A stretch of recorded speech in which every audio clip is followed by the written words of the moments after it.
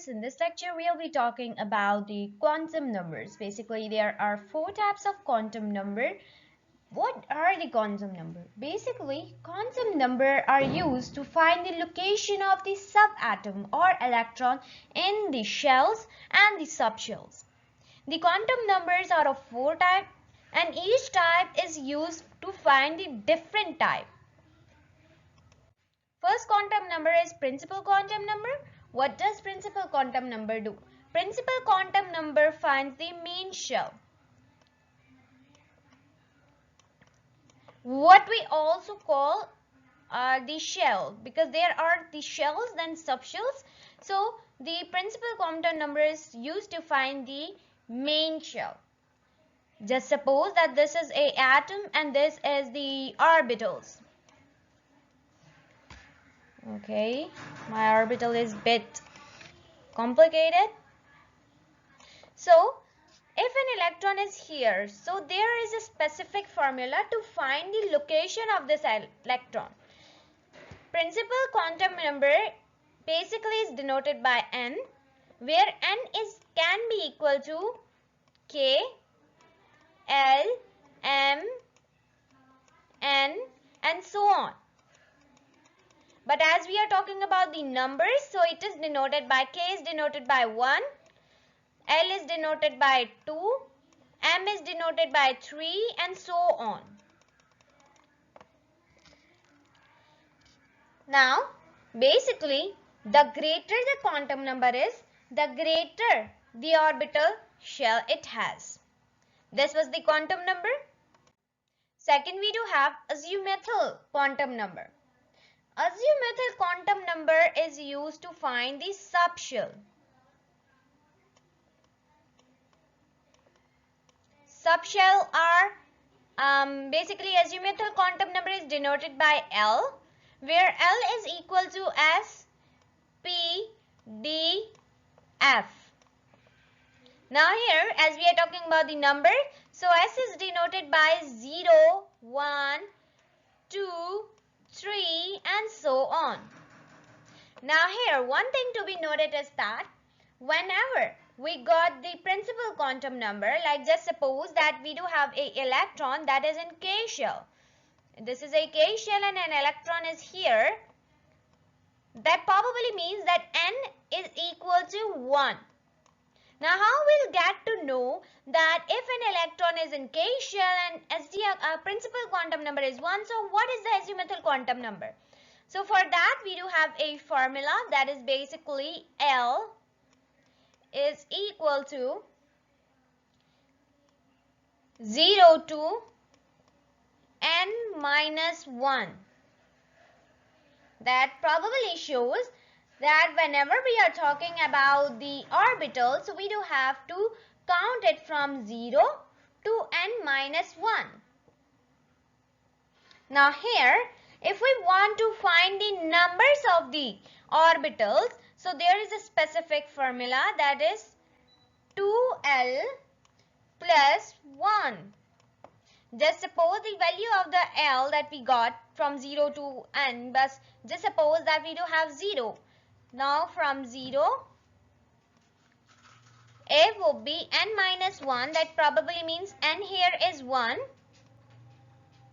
and 1 minus 1 is equal to 0. So that probably means that the value of the L is 0. So it will be 2 multiplied by 0 plus 1.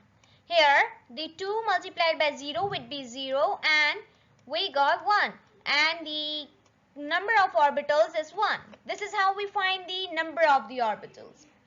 Now azimuthal quantum number is basically used to find the shape of the orbital, while the principal quantum number is used to find the size of the orbital. The greater the size, the greater the principal quantum number.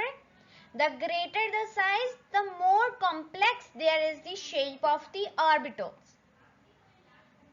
Let's move on. Then we do have a magnetic quantum number. Magnetic quantum number is basically used to find the orientation.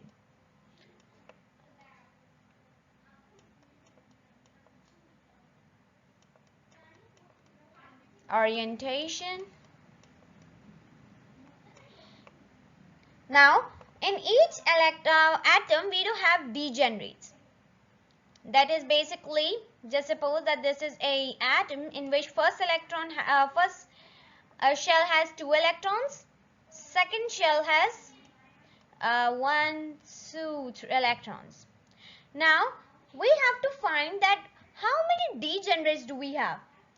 Degenerates basically are denoted by the axes. Like we do have 3 axes. So what we have to do, we will place our atom here, the nucleus, and then the degenerates, which will rotate in x-axis, in y-axis as well as z-axis. So according to the axis, there are degenerates. Like P do have 3 degenerates, Px, Py and Pz. While the D has 5 degenerates, Dx, Y and so on. This is a whole different topic, so I'll not get into that much. Moreover, whenever we have to find the degenerates, there is a specific formula. Here we have to be known about the value of L. So by L we can find the degenerates. The formula is L negative to positive L. Just suppose the value of the L is 1. So negative 1, then we do have 0 till positive 1. How many degenerates did we got? We got 3 degenerates. Just suppose the value of the L is 2. So negative 2, then negative 1, then 0, then positive 1 and then positive 2. This is how we find the degenerates. After that we do have a spin quantum. This is understood by its name. The magnetic one is denoted by M, while the spin one is denoted by S. That probably shows us the direction of the spin. There isn't any formula because each electron moves in positive or negative direction. Just suppose that an electron has 3 degenerates. That probably means in 3 there would be electron. Just let me make 3 electrons. Now here this one will move in positive, this one will move in negative, and then again we do have another one, so this one will move in positive direction. After that, here you can see that how electrons are configured, and here we do have S and then P and then D and then SPDF. This is how these things are arranged. I hope that you get it, and thank you so much for watching this video.